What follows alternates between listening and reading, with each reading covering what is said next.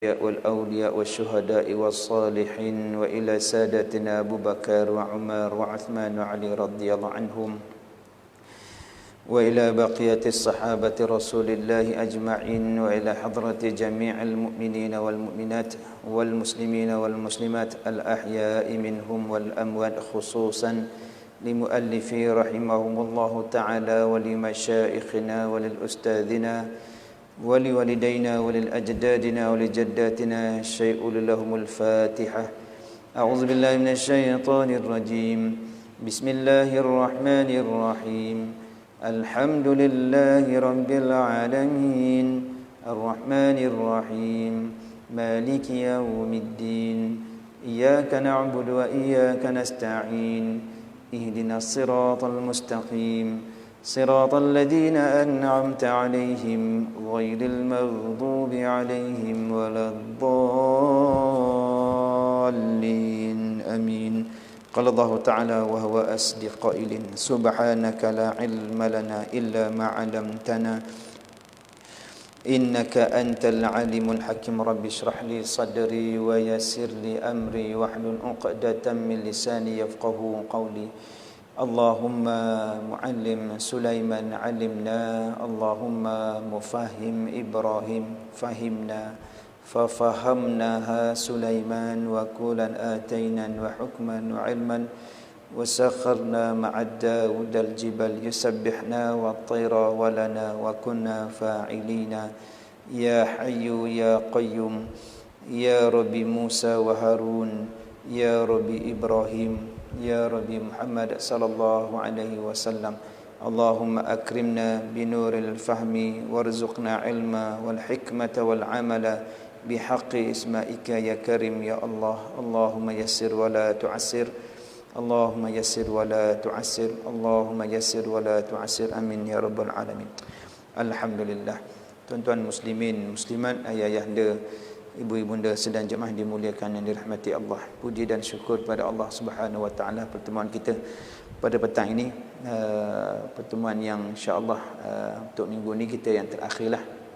Mudah-mudahan Allah Subhanahu wa taala memberikan sebaik-baik manfaat dan kefahaman kepada kita tentang iman dan Islam. Selawat dan salam ke atas junjungan besar baginda Nabi Muhammad sallallahu alaihi wasallam.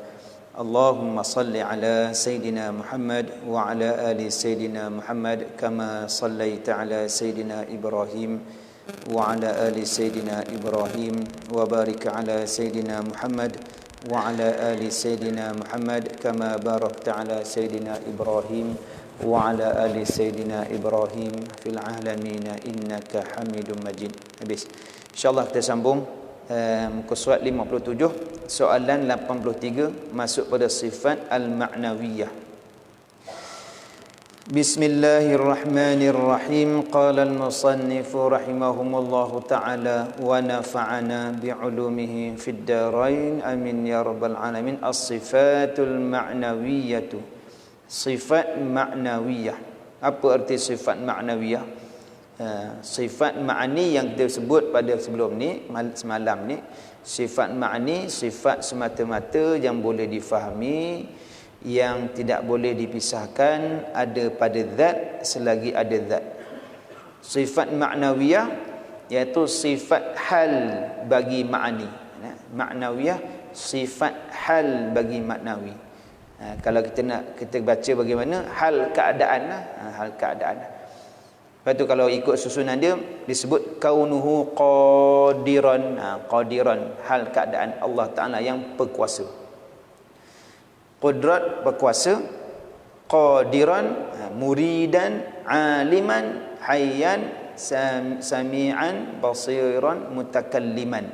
Dia bacaan tu kalau memberi faham pada hal, tu secara ringkasnya hal. Baik, sifat ma'nawiyah apa dia? Sifat hal bagi ma'ani. Melazimi ma'ani. Sifat hal bagi ma'ani, melazimi ma'ani. Melazimi ni benda yang tak boleh nak dipisahkan. Gitu. Melazimi ni benda yang tak boleh nak diasingkan, tak boleh nak dipisahkan, tu melazimi. Baik.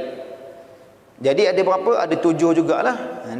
Ma'ani pun 7, ma'nawiyah pun 7. Kenapa dituju? Sebab dia hal bagi ma'ni.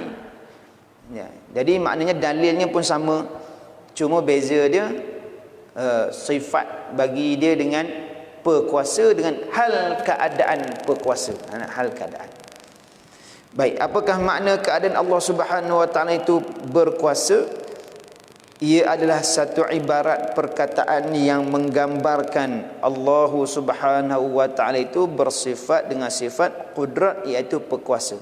Dalilnya ialah dalil sifat qudrat. Dia tak bahas panjang. Takrif pun sama seperti sebab dia melazimi ma'ni, sama seperti ma'ni. Ini kita ringkaskan di sini. Apakah makna keadaan Allah Subhanahu wa taala itu yang berkehendak? Ia adalah satu ibarat, yakni perkataan yang menggambarkan Allah Subhanahu wa taala itu bersifat dengan sifat iradat, iaitu berkehendak. Dalilnya ialah dalil sifat iradah, sama. Tengok dalil sifat iradah sama. Di hal keadaan. Nanti saya bagi contoh secara umum hal tu lah. Kita baca bagi habis pada sifat maknawiyah. Apakah makna keadaan Allah Subhanahu wa taala itu yang mengetahui? Dia adalah satu ibarat, yakni perkataan yang menggambarkan Allah Subhanahu wa taala itu bersifat dengan sifat ilmu, yakni pengetahuan. Dalilnya ialah dalil sifat ilmu. Hal keadaan Allah taala itu mengetahui. Hal keadaan. Tadi hal keadaan Allah taala itu berkuasa, hal keadaan Allah taala itu berkehendak, hal keadaan Allah taala itu mengetahui. Soalan 86, apakah makna keadaan Allah Subhanahu wa taala itu yang hidup? Ia adalah satu ibarat, yakni perkataan yang menggambarkan Allah Subhanahu wa taala itu bersifat dengan sifat hayat, iaitu perhidup. Dalilnya ialah dalil sifat hayat. Dalil sama seperti dalil sifat hayat. Soalan 87, apakah makna keadaan Allah Subhanahu wa taala itu yang mendengar? Ia adalah satu ibarat perkataan yang menggambarkan Allah Subhanahu wa taala itu bersifat dengan sifat sama', yakni pendengar. Dalilnya ialah dalil sifat sama'. Hal keadaan mendengar. Hal keadaan mendengar. Allah Ta'ala bersifat dengan sifat pendengar dan dia hal keadaan mendengar. Apakah makna keadaan Allah Subhanahu wa taala itu yang melihat? Ia adalah satu ibarat perkataan yang menggambarkan Allah Subhanahu wa taala itu bersifat dengan sifat basar, perlihat. Dalilnya ialah dalil sifat basar. Allah Ta'ala bersifat dengan sifat melihat, itu perlihat. Hal keadaan Allah Ta'ala itu melihat. Faham tak? Ya? Macam kita tak? Bila tengok kata ada mata, kita tahu dia boleh melihat. Pergi mana-mana pun dia memang boleh lihat. Hal keadaan hal lah tu. Dia tu kita tahu dia mendengar. Jangan cakap yang bukan-bukan. Dia tu bila-bila masa hal keadaan tu lah. Hal keadaan. Itu makhluk. Allah Ta'ala tak sama seperti makhluk. Tu bagi contoh makhluk. Nak kata contoh pada makhluk yang nak sebut kata hal bagi sifat tadi. Soalan 89, apakah makna keadaan Allah Subhanahu wa taala itu yang berkata? Kalam ia adalah satu ibarat perkataan yang menggambarkan Allah Subhanahu wa taala itu bersifat dengan sifat kalam, iaitu perkata atau penutur. Dalilnya ialah dalil sifat kalam. Baik, 7 sifat maknawiyah, hal bagi ma'ani. Contoh. Semalam kita ambil contoh Sazali. Kemarin dulu ambil contoh Sazali. Kuat dia tak? Kuat. Kita kata dia angkat besi-besi tu, kita nampak kata dia kederat. Kita nampak dia tu ada kederat. Dan memberi faham pada akal Sazali itu seorang yang berkederat. Berkederat. Kita nampak depan mata, contoh tak, nampak depan mata badan yang sadar tu mengangkat benda yang berat. Mana memberi faham pada ketika itu dia orang yang kuat, berkederat. Kita balik rumah, kita cerita dekat orang. Kita cerita dekat orang.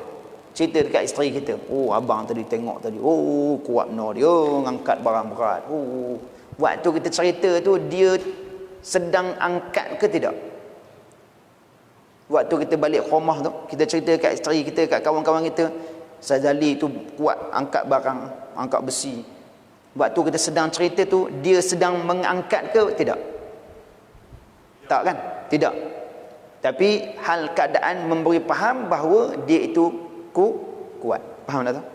Tadi kita tengok lah, kita nampak dia angkat tu, memberi faham tu, oh dia ni ada sifat kederat ni. Pergi mana-mana pun kita akan cerita dia kuat. Oh kuat tu, walaupun dia tengah tidur. Tengok, oh dia ni kuat ni, tapi tengah tidur. Faham tak? Contoh hal.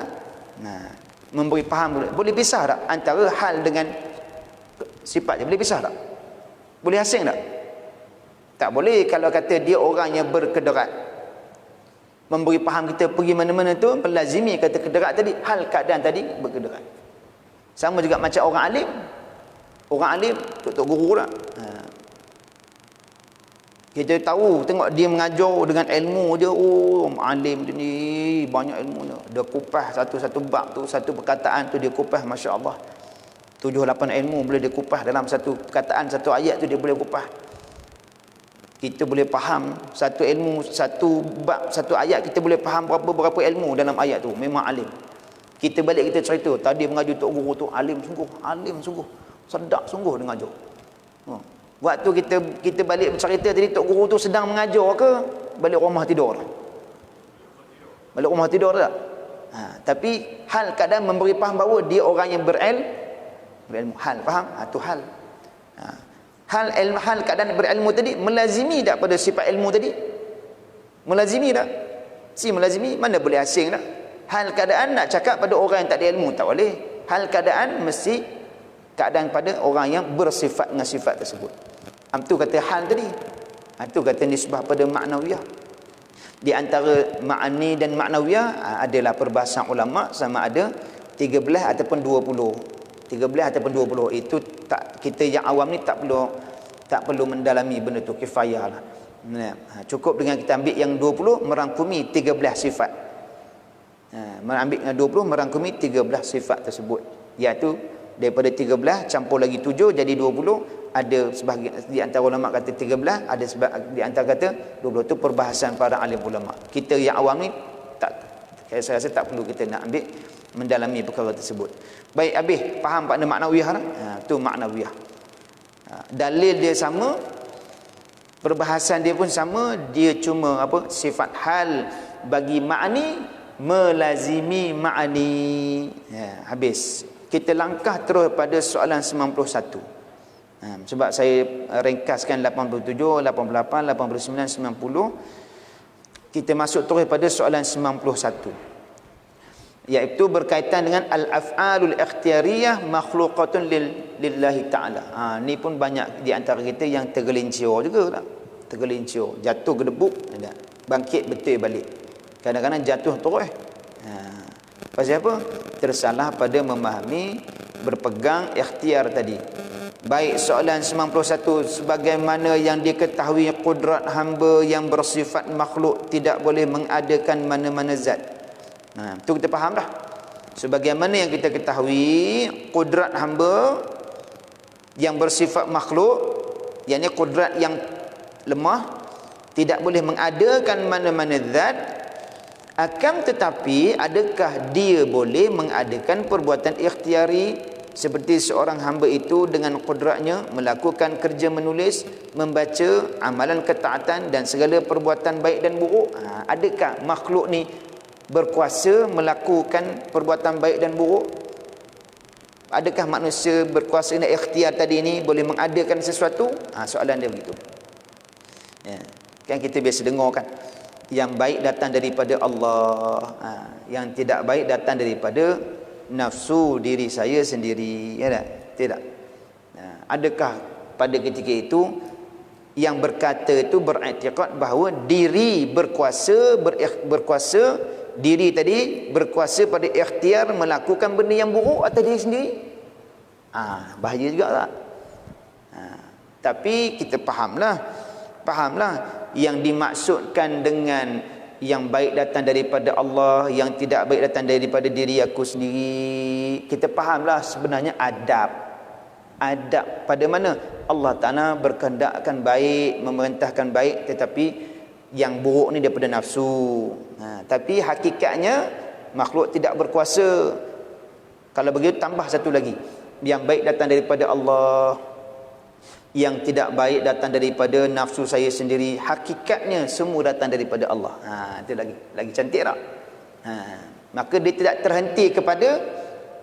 terhenti kepada ibarat kata ikhtiar manusia tadi berkuasa melakukan kejahatan. Dia tidak terhenti di situ. Lalu dia lapik dengan apa? Hakikatnya semua datang daripada Allah. Tak? Faham tak? Kita tengok manusia, tak ya? Kita tengok binatang. Kita tengok binatang. Lalu bila kita tengok binatang, dalam banyak-banyak binatang ada jenggoh seekor babi. Banyak-banyak senarai binatang ada babi. Kita pun tengok babi ni dengan jijiknya, dengan kotornya, dengan perbuatan sifat jahat pada babi ni, kita pandang-pandang babi tersebut. Salah tak? Kalau kita pandang tersebut dengan sekadar pandangan zahir saja, tidak meletakkan bahawa kenapa Allah Ta'ala jadikan babi yang kotor ni, kenapa Allah Ta'ala jadikan babi yang jahat ini. Kalau ada persoalan begitu, ada masalah. Yang memandang tidak baik itu nafsu kita.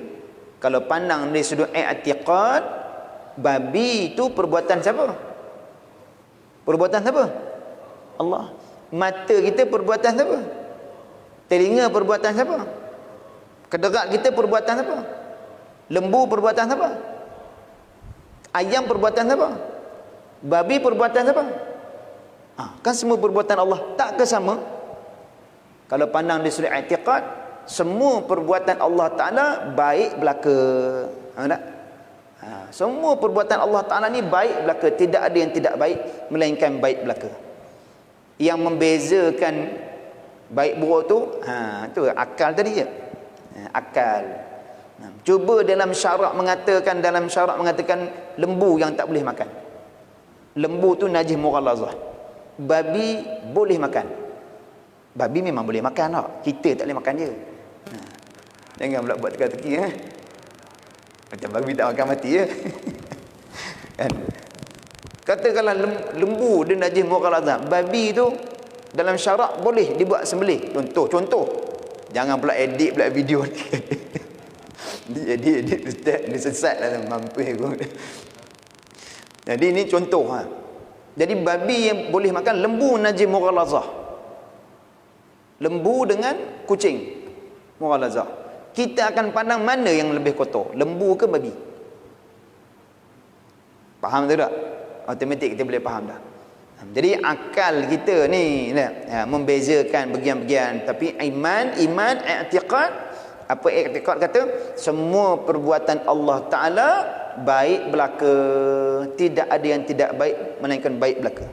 Kalau gitu, kalau kita pandang sekalipun kita pandang babi, pada hakikatnya syaraknya dia mughalazah, apa yang kita nampak itulah perbuatan Allah. Nabi tak bagi kita caci maki hujan. Nabi tak larang, tegah.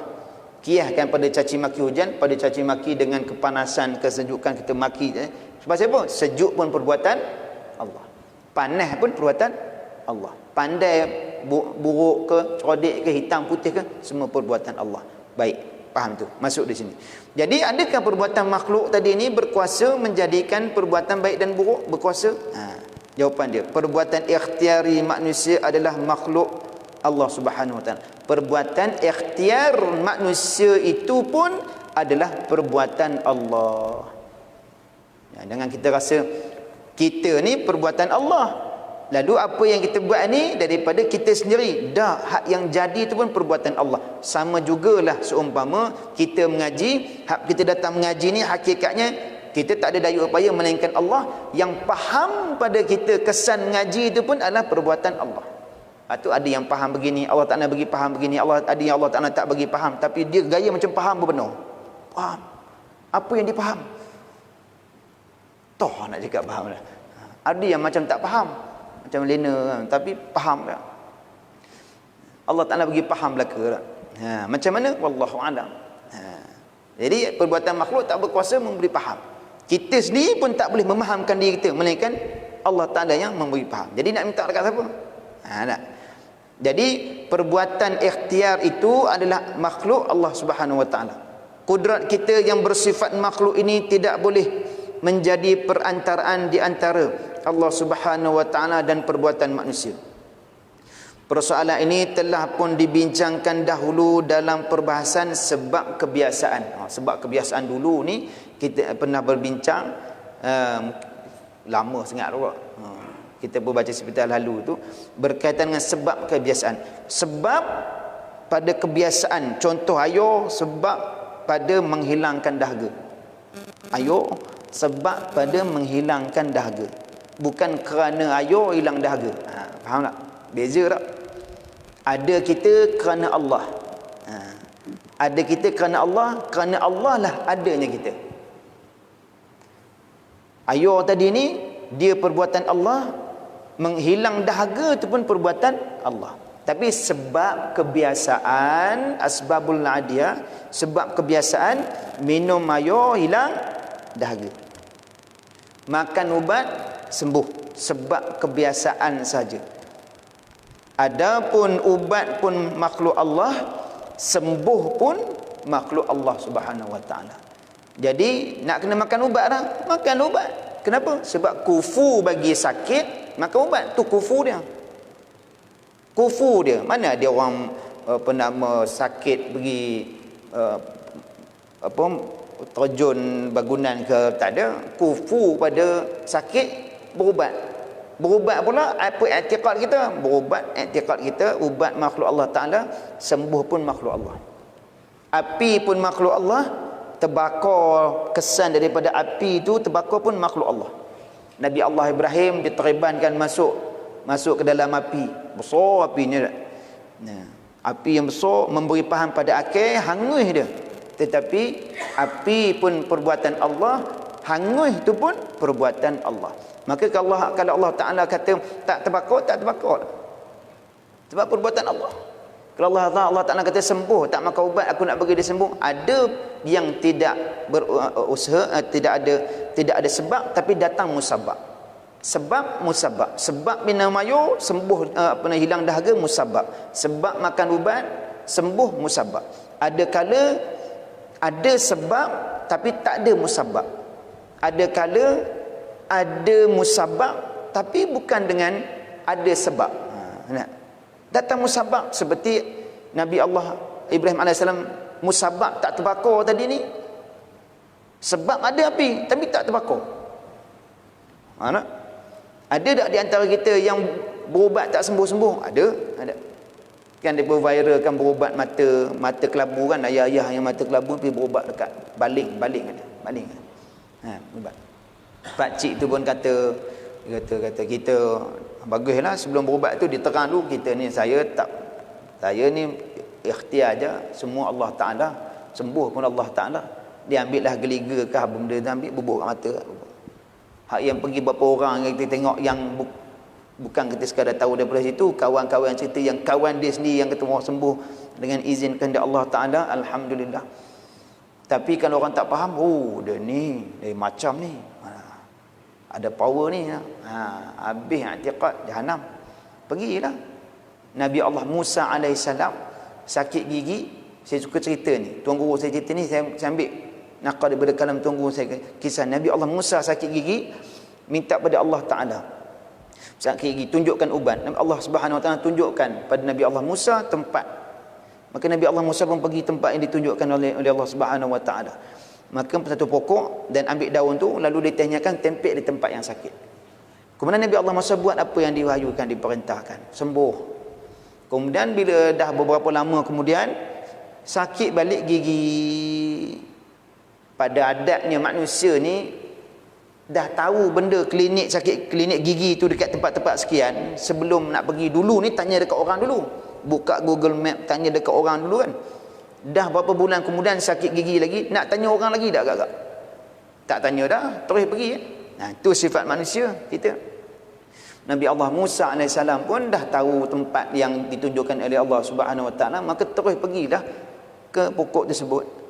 Dah tu petua dia kan.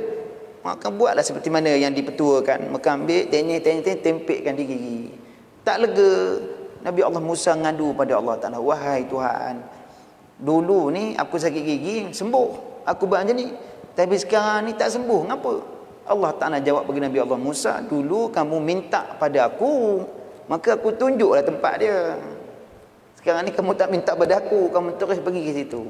Pengajaran tak para rasul buat tu bukan menunjukkan bahawasanya benda itu rosak pada dak, itu pengajaran bagi kita. Berdosa tak? Tak, maksum rasul. Jadi hakikatnya apa? Minta pada Allah sebelum buat. Pasal apa? Hak yang buat tu pun kita ni tak ada daya upaya, hak yang sembuh tu pun tidak ada daya upaya melainkan Allah. Buat je lah, makan je lah. Kalau begitu tuan-tuan nak seberang sungai, pergilah seberang sungai, tak payah naik bot. Apa jadi? Boleh je jalan atas ayuk, boleh je lah, nama je boleh. Ada lori besar lintas pergi, lalu kita pun melintas, boleh? Hukum adat kata apa? Pada akal ini kita kata apa? Biar. Tetapi i'tikad kita apa? Lori pun makhluk, kesan daripada kena langgar tu pun makhluk ciptaan Tuhan juga. Kalau Tuhan tak kata kena langgar tu tak mati, tak matilah. Sahabat saya di pondok ni, saya nak cerita ni pasal hak ni, benda tu berlaku setiap hari pada kita. Balik daripada pekan Sungai Bakap, nak balik ke pondok Sungai Bakap, seberang jalan tu memang jalan federal lah, jalan lama federal ni, jalan bukan jalan highway. Memang kereta banyak lah, lori banyak. Tentang kalau lepas boleh simpang 4 Kampung Kedah tu, masuk je kawasan Pening, dah mula kereta banyak lah. Nak balik. Tu saya dah keluar dah kot, saya dah tak ada dah. Saya dah hujung-hujung di pondok kan. Dia junior saya dah. Tapi dia ni rajin selawat. Tiap-tiap kali semayang, subuh ke asuk, maghrib ke asuk, dia rajin berselawat. Ngaji tak apa nak mana, tapi dia rajin selawat. Kena langgonnya kereta, terpelanting dia. Kereta tu cermin pecah, cermin depan. Dia terpelanting dia. Dia bangkit. Dia macam cerita lah, abang Hami kata. Abang Hami kata. Kawan ni, budak ni sekian-sekian dah sebut kan. Jadi bangkit bangun tu, dia sapu pasir debu, kemudian dia pun jalan balik pondok. Tak ada apa pun. Tak ada apa. Kalau orang tengok tu, dia ni pakai ilmu apa, kebel ke apa tak? Kereta tu berpecah cermin, kena langgar, laju tak laju. Ada tak sebab? Ada sebab kena langgar. Musabab yang jadi mudarat tadi ada tak? Tak ada. Sikit pada dia, sikit-sikit, tak ada patah, tak ada luka, tak ada apa. Makhluk Tuhan tak sakit tu? Makhluk Tuhan juga. Maka pada perbuatan kita tidak berkuasa menjadikan ikhtiar tadi. Persoalan ini telah dibincangkan di dalam perbahasan sebab kebiasaan. Oleh itu, ikhtiar hamba merupakan sebab kebiasaan berpadunya perbuatan makhluk dengan kudrat hamba yang baru ini adalah musabab. Musabab. Pada akal kita faham dia sebab, musabab, tapi hakikatnya berpadu di situ, iaitu Allah, makhluk Allah Ta'ala. Hal demikian berlaku kerana tidak ada siapa pun selain Allah Subhanahu wa Ta'ala mampu memberi kesan dalam alam ini, kerana sifat af'al Allah Subhanahu wa Ta'ala hanya satu saja. Apa af'al? Perbuatan. Sifat af'al yakni perbuatan Allah Ta'ala esa. Tu yang dalam bab wahdaniyah tu. Wahdaniyah pada zat, wahdaniyah pada sifat, wahdaniyah pada af'al. Iaitu esa pada zat, esa pada sifat, esa pada perbuatan. Apa maksud kata esa? Tidak syirik pada zat. Maksudnya zat Allah Ta'ala tidak ada yang syirik pada zat Allah Ta'ala. Tidak ada bersekutu, tidak ada berbilang. Esa pada sifat, iaitu tidak berbilang pada sifat. Esa pada perbuatan, tidak berbilang pada perbuatan. Jadi perbuatan Allah satu je. Kun fayakun. Kita ni berkehendak jadi, tak jadi-jadi. Jenuh buat bagi jadi, tak jadi-jadi. Jenuh. Jadi perbuatan Allah Subhanahu Wa Taala satu saja, iaitu esa, tidak ada perbuatan lain melainkan Allah Subhanahu Wa Taala. Baik, apakah makna al-kasbu? Saya langkah dia tu. Saya tak ambil al-kasbu. Masuk soalan 93. Itu habis 93 ni, habislah kita tak? Habis. Bagaimanakah seorang hamba itu mampu menyatukan antara pandangan kepada ikhtiarnya sendiri agar dia boleh melaksanakan taklif Allah Subhanahu Wa Taala? Tadi kita dah faham dah perbuatan Allah. Ayo perbuatan Allah, sembuh hilang dahaga itu pun perbuatan Allah. Faham dah tu? Jadi bagaimana pula dia kata seorang hamba itu mampu menyatukan antara pandangan kepada ikhtiarnya sendiri agar dia boleh melaksanakan taklif. Apa taklif Allah Ta'ala ni? Hukum Allah Subhanahu Wa Ta'ala. Dan pandangan kepada i'tiqadnya bahawa al-fa'il itu berlaku ataupun perbuatan di dunia ini hanya satu saja, iaitu Allah Subhanahu Wa Ta'ala. Apa yang dikehendaki Allah Subhanahu Wa Ta'ala pasti akan berlaku, dan apa yang tidak dikehendakinya tidak akan berlaku.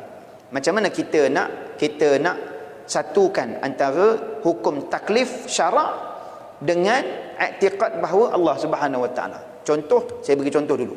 Api rumah yang besar terbakar. Dengan rumah yang besar terbakar tadi, api menjulang tinggi. Jadi faham kita tadi ni, api pun makhluk.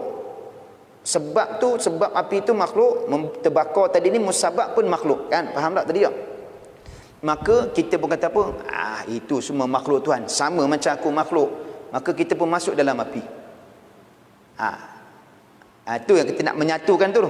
Hukum taklif syarak kata apa? Boleh tak masuk dalam api waktu tengah mengat-marak tu? Boleh masuk tak? Tak boleh. Hukum taklif syarak kata tak boleh, mudarat, jangan masuk. I'tiqad kata apa? Itu makhluk Tuhan. Berlaga tak? Kalau ikut faham zahirnya berlaga tak? Tak berlaga sebenarnya. Tak berlaga. Sebab kedua-dua siapa i'tiqad bahawasanya i'tiqad Allah Ta'ala berlaku. Tapi pada hukum taklif syarak apa dia? Api itu pada hukum adat dia memberi kesan yang mudarat. Tapi hakikatnya dengan izin kehendak Allah Subhanahu Wa Ta'ala. Maka dari sudut hukum syarak apa dia? Jangan kamu dah faham dah bahawa itu dia memudaratkan, jangan kamu masuk ke tempat yang memudaratkan. Faham tak? Itu taklif syarak dengan i'tiqad. Sama jugalah macam orang yang ni COVID kan. COVID makhluk Tuhan tak? Yang kata COVID-19 tu makhluk Tuhan juga. Kesan daripada sakit tu pun makhluk Tuhan juga. Pakat-pakat cucuk vaksin. Tentang cucuk dah? Tak cucuk dah? Tak cucuk sebab takut ke? Tak cucuk sebab apa? Belum lagi. Berani ya. Dia pun kata tu, Ustaz cucuk tak? Tak cucuk sebab Ustaz takut ke? Saya pun diam. Takut ikut aku ni. Cucuk lah. Kalau cucuk i'tiqad tadi ni, cucuk ni benda makhluk je. Kalau nak kena jadi ya. Tu jadi isu kan yang baru ni kan. Berapa puluh orang kan. Wallahu alam. Kita pun dah dengar baca gitu je lah. Berapa puluh orang yang kena kan. Yang cucuk yang kedua kan. Wallahu alam. Jadi kita pun kata, ni lah dia. Kalau mereka faham dari sudut i'tiqad, yang tu makhluk tak? Makhluk. Dia tidak memberi kesan pun nak protect diri daripada kuman. Tak. Kalau cucuk, kalau Allah Tuhan kata cucuk lah tiap-tiap tahun sebulan sekali, kalau nak kenalah juga. Tak cucuk, kalau Tuhan kata tak kenalah juga. Tapi nak pilih yang mana? Tu kena satukan di antara taklif syarak dengan i'tiqad tadi. Tak cucuk, jangan berasa bahawasanya kita ni jadi rosak juga. Cucuk pula jangan kata bahawasanya benda cucuk ni jadi protek. Tak boleh juga. Taklif syarak disatukan dengan i'tiqad. Baik. Kemudian dia kata apa lagi di sini? Tempat melihat ikhtiar adalah kepada panca indera lahir hamba. Saya bagi contoh tu insya-Allah faham di sini. Tempat melihat ikhtiar adalah kepada panca indera lahir hamba. Tidak seorang pun manusia yang mampu untuk mengingkari perasaannya tentang ikhtiar ini. Taklif syarak ditunjukkan kepada seseorang hamba agar bersesuaian dengan panca indera dan ikhtiarnya sendiri. Tadi macam masuk api tadi. Itu pada hukum syarak, pada Hukum syarak ataupun taklif syarak pada panca indera lahiriah. Manakala tempat i'tiqad hamba bahawa Allah Subhanahu wa taala sahaja yang tunggal, yakni esa dalam setiap perbuatannya ialah hati, bukannya panca indera. Hati ni i'tiqad ni apa? Allah Taala berkuasa segalanya. Ayo tidak boleh menenggelamkan dengan i'tiqad bahawa Allah yang membenarkan dia tenggelamkan kita, tenggelamlah kita. Tapi taklif syarak kata apa? Pijak, jangan mudarat. Kalau benda dalam, benda mudarat jangan masuk. Ayo ni bagian. Tapi i'tiqad kata apa? Semua Allah belaka. Tu kata taklif syarak pada panca indera lahiriah kita, i'tiqad duduk pada hati kita. Jangan merosak i'tiqad dengan sebab panca indera tadi. Maka hati yang membenarkan dan beriman bahawa Allah Subhanahu wa taala pencipta setiap perkara, tanpa membahaskan bagaimanakah Allah Subhanahu wa taala boleh melakukannya secara bersendirian, kerana hal demikian termasuk dalam perkara ghaib yang bersih daripada gambaran akal manusia. Jangan digambarkan apa-apa. Ini saya tak sempat nak bahas panjang, bincang panjang. Gambaran. Jangan digambarkan apa-apa tentang Allah, zat Allah. Jangan. Cukup dengan kita beriktikad, ya, aku beriman bahawa Allah Ta'ala berkuasa atas semua perkara. Cukup. Jangan macam mana Allah Ta'ala jadikan, macam mana. Satu sahabat saya, dia nak cari Tuhan. Dia nak cari Tuhan. Mengaji tinggi tu. Mengaji kolej Islam sekian-sekian manalah. Tak ingatlah lama dah. Kita ngaji pondok je, kita tak masuk kolej pun, tak tinggi. Bila dia sebut aku ni nak mencari Tuhan, saya terkedu. Sebab kita anggap patutnya boleh faham dah tak? Rupanya salah, kita pun salah anggap juga. Bukan semua orang ni kenal Tuhan tak? Walaupun ilmu tinggi sekalipun, minta maaf lah, walaupun PhD sekalipun, kalau PhD sekalipun belum tentu kenal Tuhan. Boleh kata Tuhan duduk atas langit, duduk bersila. Tak kenal lagi. Tak kenal sifat kamalat Tuhan. Mensifatkan Tuhan yang baru walaupun tinggi pengajian tu. Tu Allah Ta'ala belaka tak? Kadang-kadang nampak lain macam ya biasa je. Tapi Allah Ta'ala bagi faham lebih. Tuhan mana mau bersifat dengan makhluk. Tu kata, iaitu jangan fikir. Tafakkaru fi khalqillah, kata Nabi, wala tafakkaru fi zatillah. Berfikir kamu tentang kejadian Allah, jangan kamu fikir tentang pada zat Allah Ta'ala, fatalik kamu akan celaka. Baik, kemudian kata lagi habis di sini, iaitu akal manusia ia hanya menjadi hak termasuk dalam perkara gaib yang bersih daripada gambaran akal manusia, dan ia hanya menjadi hak persendirian Allah Subhanahu wa Ta'ala saja. Melihat pada ikhtiar adalah termasuk dalam rukun Islam, dan i'tiqad bahawa Allah Subhanahu wa Ta'ala tunggal, yakni esa dalam sifat af'alnya, adalah termasuk dalam rukun iman. Dua perkara ini tidak berlawanan kerana bezanya tempat melihat kedua-duanya perkara tersebut, iaitu tempat melihat yang pertama kepada panca indera, iaitu hukum taklif tadi, manakala yang kedua pada batin, iaitu hati dia tadi. I'tiqad pada hati, iaitu taklif syarak pada jatuh pada panca indera lahir dia. Mana tak berbetulan lah, tak berlagalah di antara kedua tersebut. Betul tak? Habis dalil dia apa dia?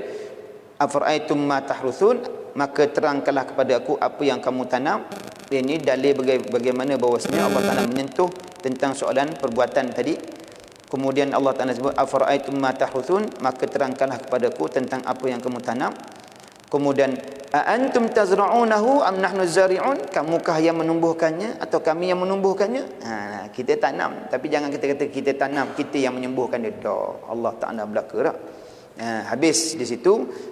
Akhir sekali, apakah dalil sifat mustahil akal bagi Allah Subhanahu wa Ta'ala? Dalilnya sama sahaja dengan dalil kepada sifat wajib akal bagi Allah Subhanahu wa Ta'ala. Habis, wallahu a'lam bisawab. Secara ringkas kita pada 5 hari daurah kita kitab pengantar ilmu tauhid ini, mudah-mudahan Allah Ta'ala memberikan sebaik-baik kefahaman, seluas-luas kefahaman, sekuat-kuat kefahaman dengan i'tiqad Ahlus Sunnah wal Jamaah.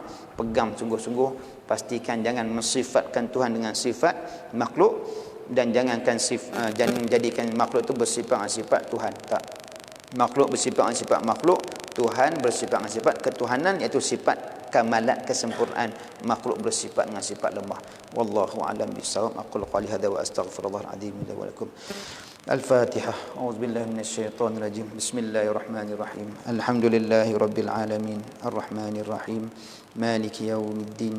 Iyyaka na'budu wa iyyaka nasta'in. Ihdinas siratal mustaqim.